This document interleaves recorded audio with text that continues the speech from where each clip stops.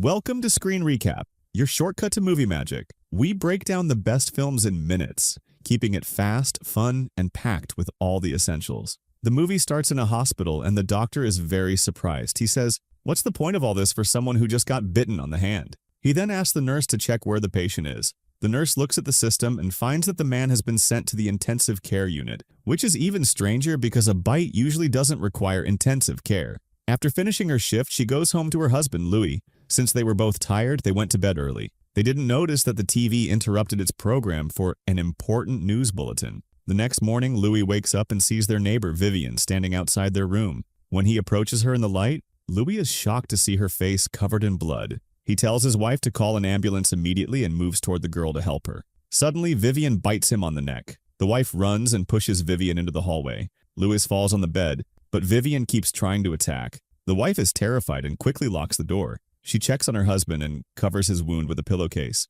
She then tries calling the emergency number, but the recording says all lines are busy. Meanwhile, Vivian is still banging on the door. Louis dies on the bed, but suddenly within seconds he wakes up again, as a zombie, and attacks his wife. She manages to push him away and grab the car keys before he starts throwing furniture. She runs to hide in the bathroom, but accidentally slips into the bathtub. She tries to open the window, but it's stuck. At that moment, the house goes silent. She moves closer to the door and calls her husband's name. Louis responds by breaking down the door and entering. She tries to open the window again, and this time, she succeeds. As she's climbing out, Louis tries to grab her, but she kicks him away before jumping out of the house. On the street, people are running in fear. Many houses are on fire, and explosions can be seen in the distance. She tries asking a neighbor for information, but the man tells her to stay away and threatens her with a gun. Suddenly, an ambulance runs him over and drives off without checking on him. When Louis comes out of the house, she quickly gets into the car, but Louis jumps onto it and starts banging on the window. Thankfully, he falls off as she starts driving. Driving in the city is chaotic because other drivers are acting recklessly,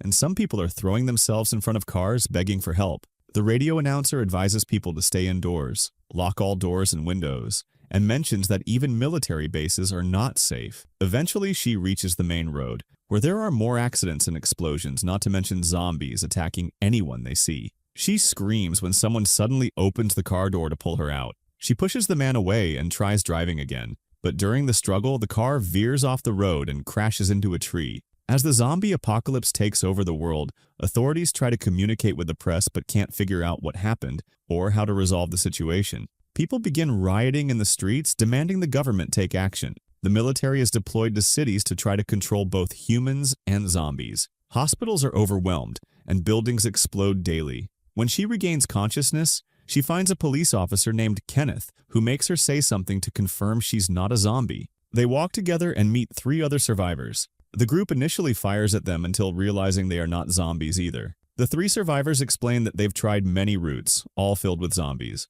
The group decides to head to the mall as the safest option. While trying to break into the mall, some zombies approach. Kenneth shoots the lock and they manage to get inside. Before they can lock the door, a zombie grabs Kenneth, but he quickly kicks it out and the door is finally secured. They turn on the lights but find that the phones aren't working. They discover they're in a store with locked doors, so they throw something at the window to enter the main mall. Anne washes the blood off herself in a fountain. The group checks the main doors to ensure they're locked. Andrea and Michael volunteer to check other entrances while the rest guard the main entrance. At the back entrance, Andrea is startled by a zombie pressed against the glass, but thankfully the glass is shatterproof. Michael grabs a large hammer from a toy section before following noises behind a door. A zombie jumps on him, knocking him to the ground. The hammer falls and breaks, but Michael manages to push the zombie's mouth away and stabs it in the head with the broken hammer handle. Back at the main entrance, a zombie grabs Andrea's pregnant wife. Xrania Kenneth shoots the creature, but it attacks him instead, pushing him into the fountain and injuring his arm during the struggle.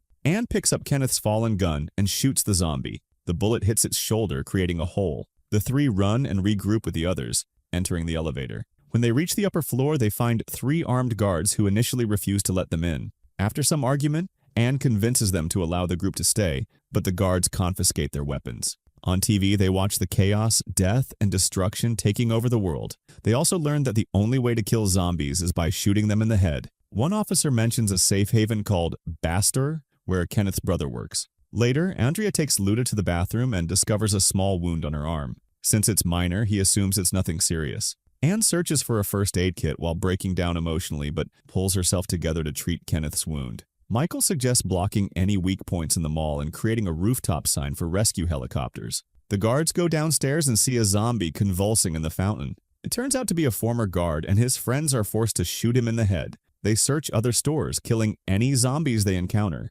Afterward, the guards throw the zombie corpses off the roof, while the rest of the group finishes their SOS sign. From the rooftop, they see the entire city overrun with zombies. Hearing gunshots, they use binoculars to spot Andy on the roof of his gun shop. He holds up a sign saying he's alone, but lowers it to point at something in the sky. A helicopter passes by and the group waves frantically, but the helicopter ignores them and flies away. At night, the guards lock the group in a store to prevent them from stealing anything. Michael insists they need to take action since help isn't coming, but Andrea believes the helicopter will return. Kenneth doesn't care about the argument, as his only goal is to reach Baxter to find his brother. Meanwhile, the guards watch TV, where a preacher claims the zombies are God's punishment for humanity's sins. The next morning, everyone wakes up to the mall's automatic timers, which turn on all the lights and music. The TVs display static, indicating the signal cut off the guard. Terry went to check the control panel, and I saw him convince someone to open the shop so her group could go to the bathroom. Terry reached the control panel and turned off the music before checking the surveillance cameras.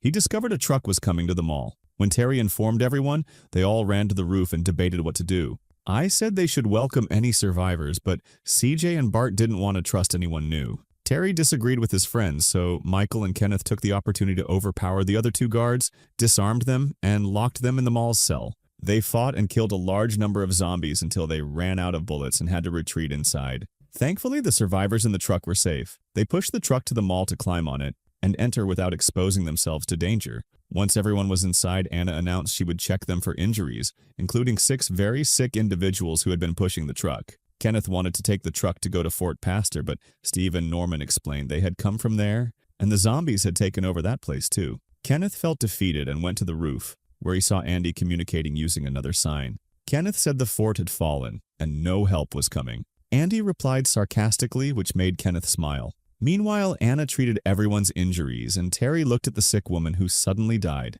Anna confirmed her death after checking her pulse and covering her with a sheet. Suddenly, the woman sat up, and the group began to run when they realized she had turned into a zombie. Anna grabbed an iron rod, and when the woman got too close, she stabbed her in the eye. After seeing the transformation, remembering her husband, Anna told everyone that a zombie bite causes the infection. Frank had been bitten, and Anna wanted to isolate him, but Michael thought they should kill him before he turned. Kenneth agreed. Anna ran to warn Frank, and Nicole begged for mercy, but her pleas went unheard. They gave her a moment to say goodbye, then they locked Frank in a room. Kenneth waited for him to turn to confirm their theory before shooting him in the head. Days passed, and the group tried to entertain themselves. Kenneth played chess with Andy by writing moves on signs. Bart and CJ played cards in the cell. Anna enjoyed watching movies with Michael, and Nicole and Terry bonded while stargazing. Steve spent time with Monica when he wasn't playing golf on the roof. Sometimes, the balls would hit the zombies outside. As the crowd at the mall's entrance grew each day, the group wrote requests on signs, and Andy shot the zombies they pointed out,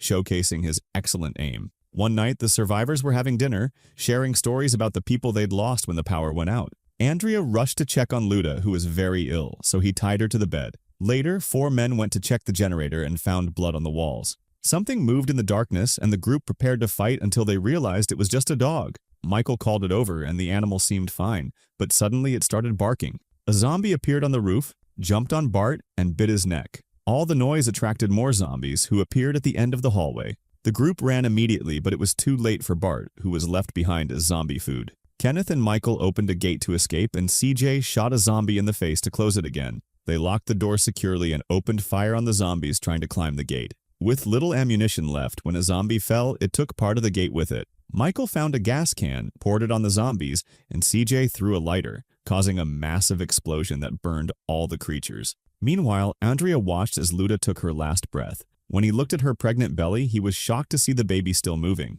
But he had to step back when Luda woke up as a zombie. Cautiously, Andrea found a belt and put it over Luda's mouth so she couldn't bite while giving birth. At the same time, Norma realized she hadn't seen Luda in a while and came to check on her, only to find Andrea with the baby and Luda growling in the bed. Norma immediately opened fire to kill Luda, and a furious Andrea shot back. Both ended up killing each other. The rest of the group heard the gunshots and rushed to the room to hear Norma's last words. Terry wanted to shoot her, but Anna assured him she was dead from the bullets and wouldn't turn. Then they looked at the baby and discovered it was a tiny zombie. They had no choice but to kill it. After moving the bodies and fixing the generator, Kenneth told the group that waiting to die was worse than death itself. Anna said she didn't want to die there. Michael mentioned seeing buses in the garage, suggesting they could reinforce them to escape. Steve proposed sailing on his boat, and the group agreed that traveling to the nearest island was a good idea. They started using all the tools they found in the mall to fortify the buses, spending most of their time working hard. During breaks, they realized they had little ammunition left, but planned to bring Andy along since he might have extra weapons. Kenneth communicated the plan to Andy using signs, and Andy replied with "hungry," indicating he'd lost a lot of weight. The group still needed time to finish the buses, so they had to find a way to send food to Andy to keep him alive until the escape. Remembering the dog was unharmed during the attack, they decided to send it with some supplies and a radio. Their theory was confirmed when the dog walked among the zombies without being attacked. But when Andy opened the door for the dog, zombies tried to get inside. Andy quickly fought them off and shut the door again. However, when he grabbed the radio, he told the group he had been bitten. Nicole panicked, drove the truck to the gun shop, and entered the building as zombies climbed the truck. The group heard Nicole rescuing the dog on the radio, and Kenneth looked at the gun shop roof, realizing Andy had turned into a zombie, his sign now covered in blood. When Andy went back inside, Nicole had to hide to avoid him. A few men decided to rescue Nicole, taking the opportunity to gather more weapons. They entered the sewers after leaving someone to guard the door. After walking for a while, they emerged in the middle of the street,